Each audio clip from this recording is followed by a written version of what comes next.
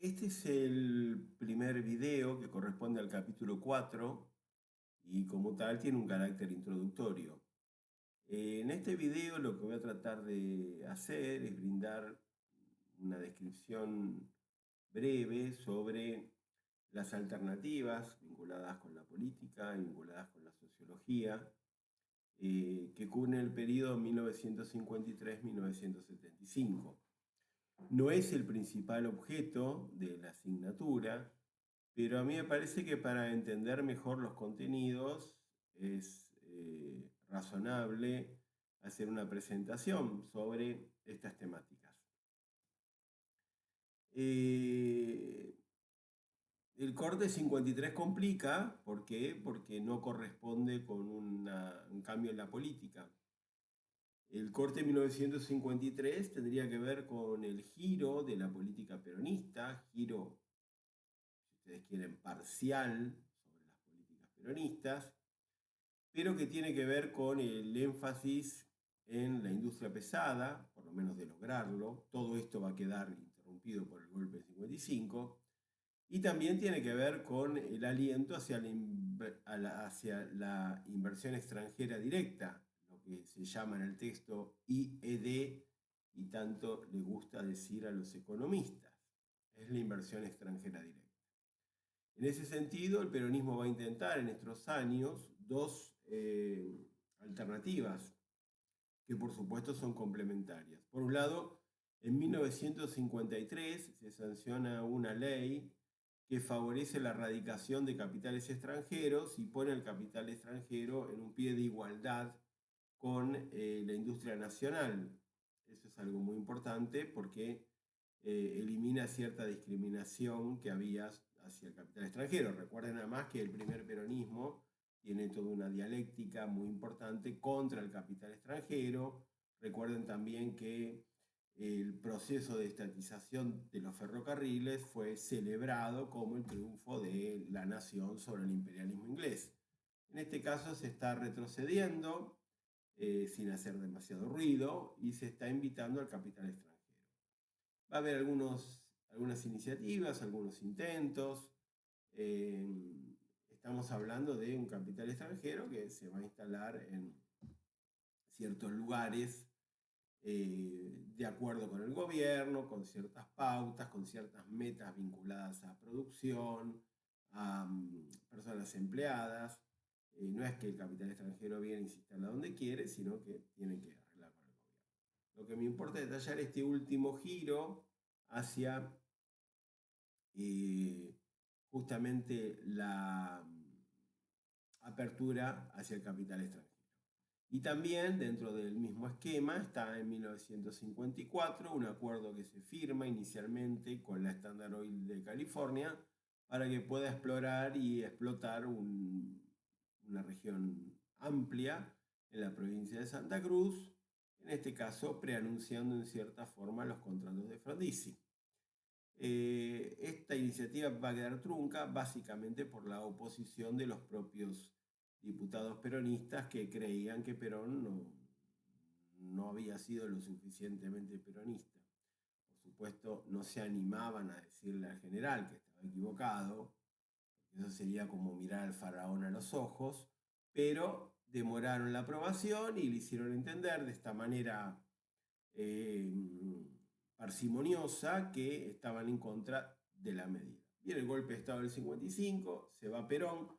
Como vemos, ya estaba ensayando algunos giros en la política económica, que algunos pueden considerar menores, otros mayores, pero hay algún cambio. Y del 55 en adelante, hasta el año 73, se abre toda una etapa en la que lo más importante es el exilio de Perón y la formación de dos coaliciones que son la antiperonista. La antiperonista es la que va a alternarse en el gobierno del Estado del 55 hasta el 73, y la peronista, que va a tener como principal función obstaculizar los intentos hegemónicos de la coalición antiperonista. Hay una cierta división entre clases sociales, ¿sí? En el modo antiperonista quedan los sectores altos y medios, terratenientes, grandes industriales, jerarquía de la Iglesia Católica, y en sectores medios profesionales, docentes, muchos intelectuales, muchos universitarios, quedan ahí en el modo antiperonista.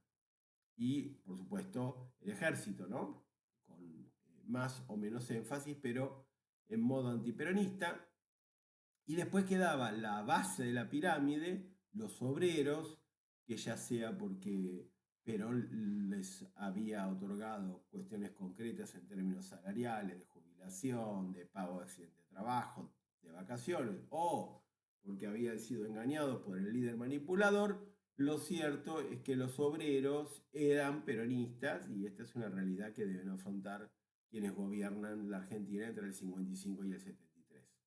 Entonces, lo que se puede vislumbrar es una etapa complicada desde lo político, porque si bien la coalición antiperonista era poderosa, pensemos que, me olvidé señalarlo, también están incluidos en ella los medios de comunicación, o sea, eh, los grupos más poderosos están en el modo antiperonista. Pero los grupos más numerosos, y no es un juego de palabras ni de rima, son peronistas. Así que en tanto se plantee la cuestión de un juego democrático, siempre va a estar esa presencia y esa sombra de Perón actuando en distintas ocasiones. Perón en estos años está en el exilio, atraviesa distintos países, pasa por Paraguay, por Venezuela, República Dominicana, Panamá y finalmente recala en España, ¿sí? Ya en los años 60 se va a instalar ya con su esposa Isabel Martínez Cuartas, denominada en adelante Isabelita, que va a tener un rol muy importante al final del periodo que estamos examinando. Lo cierto es que antiperonistas y peronistas van a estar enfrentados y el bloque peronista tiene éxito en impedir que los antiperonistas puedan perpetuarse o puedan generar ciertas políticas. Entonces, la inestabilidad es un rasgo del periodo, muy importante. Y el problema de Perón, si Perón puede participar, no puede participar, que se resuelve que no puede participar, si los peronistas pueden participar, en este caso ya hay algunos grises, pueden participar en las elecciones, pueden ser sujetos políticos o deben seguir estando desterrados, lo cual plantea la imposibilidad de la democracia, ¿sí? Entonces vamos a tener esta situación. Las Fuerzas Armadas durante todo el periodo tienen entre el 55 y el 66 lo que se denomina un rol tutelar, es decir, que van a estar controlando lo que hacen los gobiernos, ¿sí?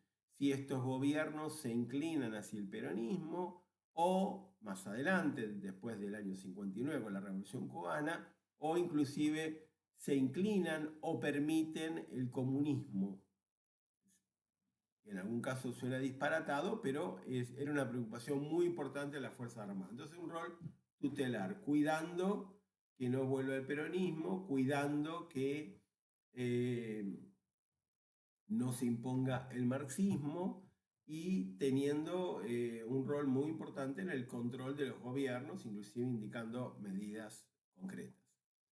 Del año 66 hasta el año 70 tenemos un intento por parte de los militares de perpetuarse en el poder por mucho tiempo, que es el del general Juan Carlos Onganía, que fracasa, no se va a poder quedar mucho tiempo, ahí es cuando los militares habían decidido asumir el control directo del gobierno para no depender de los políticos antiperonistas, y en ese contexto, después que en 1969 se produce el Cordobazo y la situación política se desborda, lo que va a seguir de ahí en adelante es el intento de los militares de ir entregando el poder primero a los políticos antiperonistas, bueno, primero quedarse ellos, como lo intenta Lanusse, el general Lanusse, después darle el gobierno a los políticos antiperonistas y después llegan al objetivo de mínima que se hagan elecciones sin la presencia de Perón en 1973, en las que va a ganar el candidato peronista, que es Cámpora. Entonces, en el año 73 ya se produce el regreso definitivo de Perón a la Argentina y ahí comienza la experiencia de los gobiernos peronistas que se suceden en un marco de división interna, de confrontación virulenta, al mismo tiempo que desde lo económico se trata de recomponer lo que había sido el primer peronismo, ¿sí? Va a tratar de volverse de algún modo al primer peronismo, ya vamos a ver con qué fortuna. Lo que me interesa y que está en el texto y que resulta muy interesante, muy importante resaltarlo, es esta cuestión de, básicamente, en la sociedad argentina teníamos con el peronismo dos grupos, dos coaliciones importantes. Una en la que encabeza el sector agropecuario, que había controlado la Argentina durante los años 30 y antes. Los terratenientes y sus aliados, ese era un grupo con una política definida que se basaba principalmente en la depreciación de la moneda nacional para tener un dólar alto y conseguir rentabilidades extraordinarias. Y del otro lado lo que se va armando una especie de bloque integrado por los obreros peronistas y sus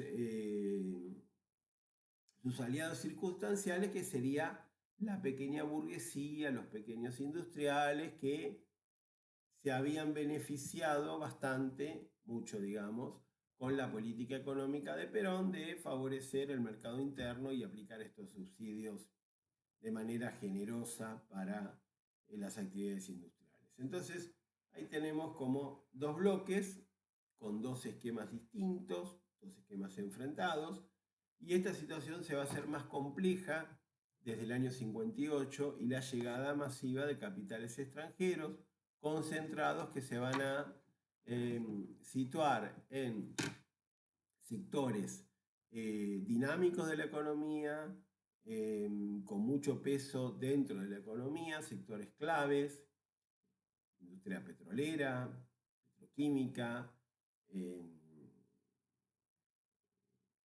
la industria en sectores muy, pero muy relevantes, especialmente industria pesada, y estos sectores muy ligados al capital extranjero se van a transformar en una especie de tercer actor importante. Así que vamos a tener por un lado la coalición del agro, por el otro lado la coalición de los pequeños industriales y los trabajadores, obreros o sectores pobres de la sociedad, y este tercer sector que tiene una dinámica distinta, tanto del sector agroexportador como del sector que